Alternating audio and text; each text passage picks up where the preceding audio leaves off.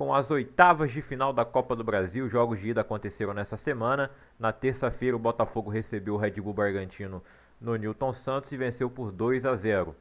Montoro abriu o placar para o Botafogo aos 16 minutos e Alexander Barbosa fez o segundo gol aos 32 minutos, aparecendo como um centroavante, a la Verratti, o gol do Barbosa, cabeceando no cruzamento do Cuiabano, dando a vitória ao Botafogo ainda no primeiro tempo por 2-0. O Red Bull Bragantino vem numa sequência negativa de resultados, já são aí 4 jogos sem vencer, deixou o G4 do Brasileirão na última rodada e tem um resultado difícil de reverter, mas não impossível. Ele vai decidir na sua casa, não na sua casa exatamente, né? Seu estádio está em processo de expansão, ele está jogando em outro estádio lá em Bragança mesmo, ele está em casa.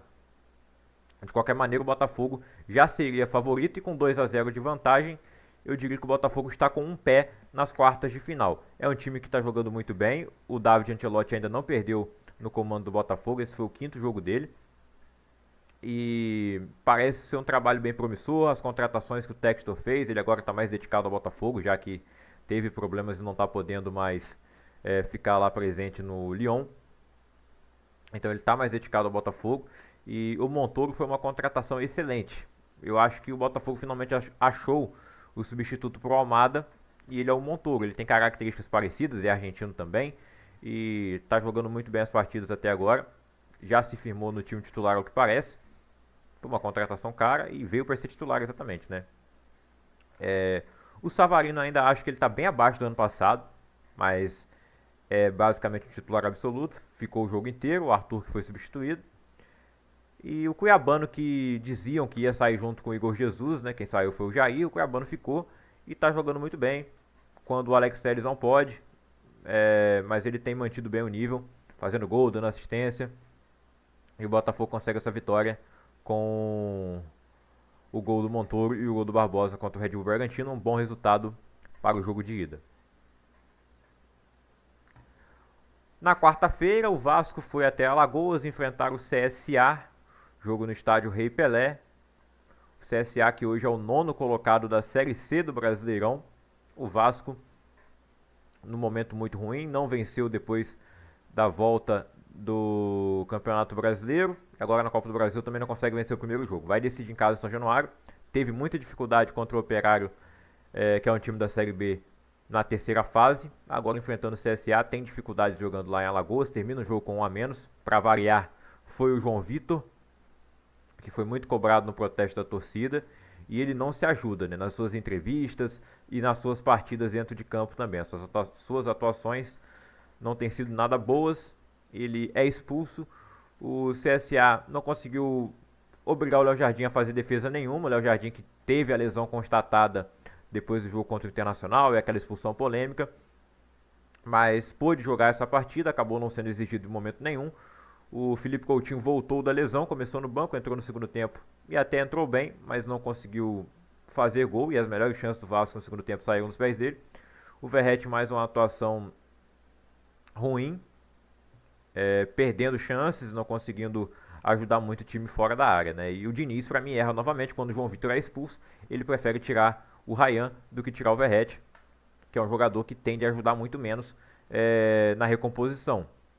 É um jogador para dar um toque só, e nos últimos jogos ele não tem conseguido colocar a bola na rede. Ele até fez o gol lá na eliminação da Sul-Americana, né? Eu não acho que ele tem que ir para o banco de reserva de maneira nenhuma. Ainda é o único centroavante que o Vasco tem, né? Porque o outro é da base. E também se machucou recentemente com o GB. Eu não acho que o Verratti tenha que ir para o banco, mas eu acho que ele tem que ser substituído em alguns momentos. Ele não pode ser intocável no time se ele estiver fazendo uma partida ruim. O Diniz tem que ver o que é melhor para o time, mesmo que o melhor finalizador, o cara que faz a maioria dos gols, seja o Verratti e ele seja o capitão do time. O CSA tem chance sim de eliminar o Vasco São Januário, por que não? O Operário quase conseguiu isso. O Vasco passou por disputa de pênaltis em todas as classificações do ano passado, até chegar à semifinal e perder para o Atlético Mineiro.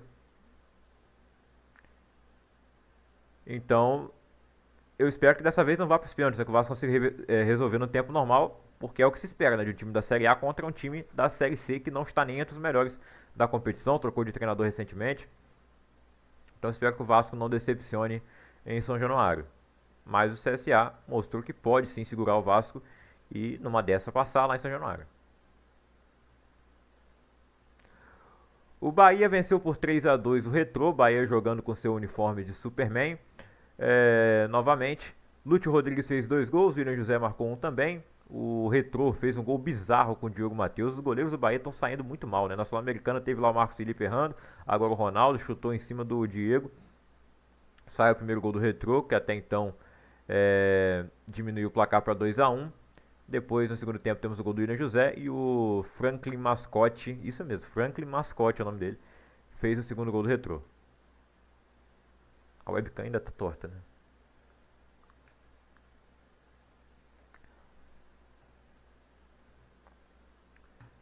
Cruzeiro e CRB ficaram no 0-0. Cruzeiro, que é o maior campeão da história da Copa do Brasil, era o líder do Campeonato Brasileiro até o final de semana, perdeu a liderança para o Flamengo, que tem um jogo a menos que ele no Brasileirão. O Cruzeiro vem de derrota para o Ceará e agora empata novamente em casa com o CRB. O Cruzeiro teve chance de marcar gol, mas não conseguiu. E nesse jogo o Fagner tomou uma entrada por trás do William Potker, que muita gente ficou satisfeito em ver o Fagner tomando uma entrada dessa, porque ele costuma dar essas entradas e nesse jogo ele acabou sofrendo, reclamou depois na rede social, no final do jogo ali com o William Potker. O William Potker fez questão de lembrar quando o Fagner acabou com a carreira do Ederson em um lance lá no Brasileirão de 2016. O Ederson jogava no Flamengo, meio campo, camisa 10. E o Fagner, numa entrada muito violenta, assim, desleal, ele acabou com a carreira do Ederson, porque depois ele nunca mais conseguiu voltar a jogar, né? Tentou voltar, mas não conseguiu, logo se aposentou ali quando saiu do Flamengo. Acho que ele chegou a assinar um contrato, mas logo se aposentou. Não tô falando que o Fagner fez isso de propósito, ou que ele sempre faz de propósito, mas não é um jogador dos mais leais, né? Com os adversários.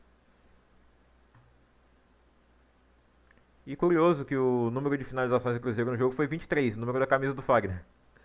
11 chutes na direção do gol, mas nenhum entrou. O CRB finalizou 10 vezes, 2 na direção do gol do Cássio, mas sem gols também pro lado do CRB. Internacional e Fluminense se enfrentaram no Beira-Rio e se está em crise, chama o Inter. Esse é o lema do Renato Gaúcho. Não teve medo da Inter de Milão na Copa do Mundo de Clubes e não tem medo do Internacional. Inclusive, o último jogo do Fluminense antes de embarcar para os Estados Unidos foi contra o Internacional. O Fluminense venceu por 2-0 lá no Beira-Rio e agora vence por 2-1. O Fluminense também enfrentou o Inter na semifinal da Libertadores de 2023 quando foram campeões. E dessa vez não foi o Cano que marcou gol lá no Beira-Rio, nem o John Kennedy. Foi o Everaldo. O Everaldo resolveu chutar e, como chutou bem, marcou logo 2 gols, os 2 gols da vitória do Fluminense.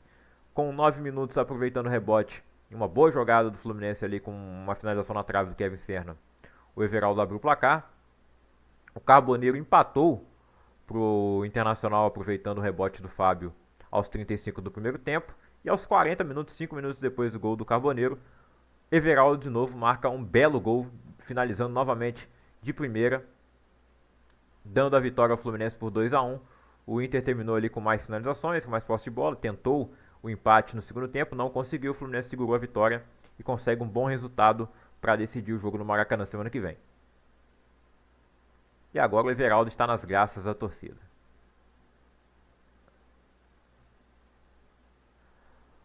O Corinthians recebeu o Palmeiras na Neoquímica Arena sob os olhares de Lex Luthor, o Lex Luthor brasileiro, ele mesmo, Xandão, que até mostrou o dedo lá para o torcedor, né? Bom, depois de ser sancionado pelo Trump, enfim. O Corinthians venceu por 1-0, o gol dele, Memphis Depay, depois de todas as polêmicas que continuam, né? O Corinthians está numa situação política tão ruim quanto a do Brasil, já que a gente começou fazendo esse paralelo. A situação do Corinthians ainda é pior, né, politicamente falando. E o Memphis, que tem o maior salário do time, que tem aí bônus atrasados para receber, que deixou de treinar algumas vezes, ele foi lá, apareceu, é para isso que ele tá lá, né, para isso que ele é pago, por isso que ele tem o salário que ele tem, para aparecer nos jogos decisivos, é um jogador diferenciado. E numa boa jogada do Mateuzinho, cruzamento dele pela direita, o Memphis fez o gol de cabeça ali aos 34 minutos do segundo tempo. Bom, o Corinthians, Poderia ter feito um gol já no primeiro tempo de pênalti com o Yuri Alberto, mas o Everton defendeu. Para quem fala que o Everton não defende pênalti, foi muito importante para ele defender esse pênalti. Foi importante já na vitória do Palmeiras no final de semana contra o Grêmio. Ele que foi mal na Copa do Mundo, né? Acabou falhando lá no gol do Chelsea e estava na bronca aí da torcida. Mas de qualquer maneira o Palmeiras perdeu de novo um clássico. Não está indo bem aí nos clássicos esse ano o Palmeiras, embora ele tenha vencido o São Paulo na semifinal do Paulista. Venceu o Santos, é lógico, né? Tudo bem que não venceu. E agora perde de novo pro Corinthians. Perdeu na final do Campeonato Paulista e perde na Copa do Brasil, no jogo da ida. O Palmeiras vai decidir em casa, tem totais condições de reverter, mas não vai ser fácil. Não vai ser fácil, como não foi na final do Campeonato Paulista, como não será agora. E o Palmeiras fez contratações, ele perdeu seus principais jogadores, sim, o Estevão e o Richard Rios, mas ainda assim é um time melhor que o Corinthians. Só que ele não tem o Memphis Depay, que o Corinthians tem. O Corinthians também teve o retorno do Yuri Alberto, que estava machucado, não fez gol de pênalti, mas eu acho que hoje entre Yuri Alberto e Vitor Roque não tem muita discussão. E nem acho que o Vitor Roque tenha feito uma partida ruim, mas ele tem que fazer gol. É pra isso que ele tá lá, é pra isso que um camisa 9 serve, não adianta só jogar bem. O Yuri Alberto já passou pela mesma fase, de não fazer jogos terríveis, mas não botava a bola na rede. E aí é um problema.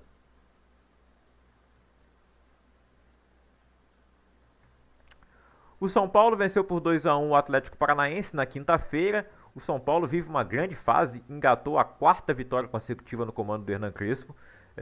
Desde que ele voltou, ele estreou perdendo para o Flamengo, depois empatou com o Bragantino e agora emplacou essa sequência de vitórias. Encaminha a classificação, embora o Atlético vai decidir em casa, e é só um gol de diferença, é reversível sim. O Atlético, apesar de estar na Série B, não está fazendo uma campanha muito boa, bem abaixo do esperado por sinal, mas vem melhorando com o Odair Hellmann, e é um time copeiro, é um time que é enjoado de enfrentar na Copa do Brasil, então não dá para declarar o São Paulo como classificado. Tomar esse gol no finalzinho pode ter sido um problema e ter desperdiçado outras chances de marcar mais gols, mas o que importa é a vitória e o bom momento do São Paulo. Eu acho que eles não vão ser surpreendidos com a eliminação na semana que vem, mas tem que ficar atento, de qualquer maneira, não pode dar bobeira. Ferreirinha marcou mais um gol, o Pablo Maia marcou aí depois de um ano parado de lesão, ele voltou há pouco tempo, e o último gol dele tinha sido justamente contra o Atlético Paranaense, se não me engano, no Brasileirão, né? E o Ferreirinha está a 2 gols de chegar aos 10 na temporada, e o Neto já preparou a tanguinha para usar nos donos da bola, né? Perdeu a aposta, já era.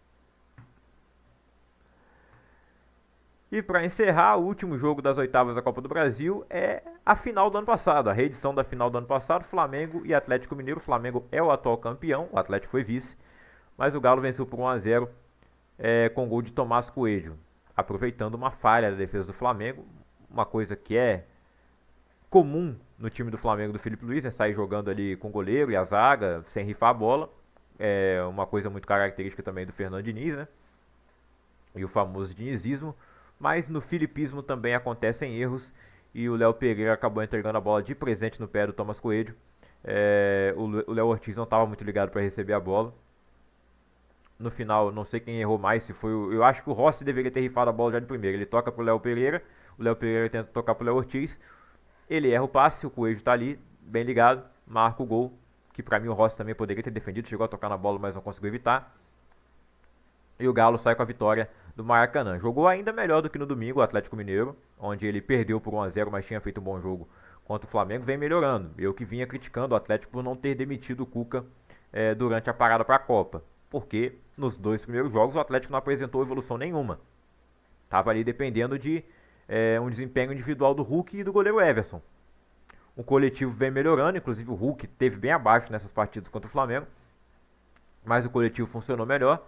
E se eles não conseguiram a vitória e acabaram perdendo no domingo, agora eles vencem por 1-0 e vão decidir em casa na Arena MRV. O Flamengo dessa vez não tem o Gabigol, nem mesmo para provocar, nem falar que eles vão conhecer o inferno no jogo de volta, até porque o inferno vai ser na casa do Atlético. Então vai ser uma pedreira para o Flamengo conseguir essa classificação lá. O Felipe Luiz que deixou claro no começo do ano que o objetivo principal seria Libertadores e Brasileirão. A Copa do Brasil não teria prioridade além desses 2 títulos, mas é claro que a torcida quer ganhar esse título, é o atual campeão, tem que defender o título e vai tentar a classificação de qualquer maneira, mas o Atlético também vai querer manter o resultado e buscar mais um título nacional. Então é isso, semana que vem os jogos de volta, quarta-feira tem Bragantino e Botafogo, não vai ter nenhum jogo na terça, é uma pena, né? 2 jogos simultâneos então, Bragantino, Botafogo, Atlético e Flamengo.